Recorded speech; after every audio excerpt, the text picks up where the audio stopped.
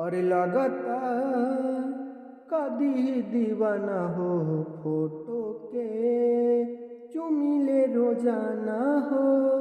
लगता कदी दीवाना हो फोटो के चुमिले रोजाना हो।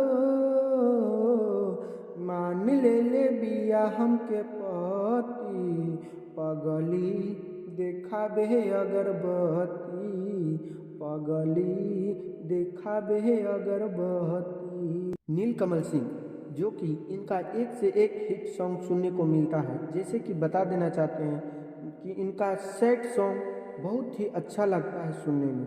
जैसे कि बता देना चाहते हैं दोस्तों, इनका एक सॉन्ग कि मान ले बिया हमके पति पगली देखाबे अगरबत्ती पगली देखाबे अगरबत्ती।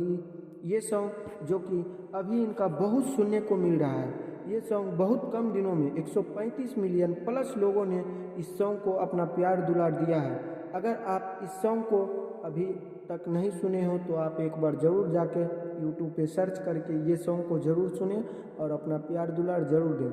अगर आप चाहते हैं कि इसी प्रकार से लेटेस्ट जानकारी के लिए हमारे चैनल को सब्सक्राइब करें और भोजपुरी मगही गीत सुनने के लिए भी हमारे चैनल से जुड़ें।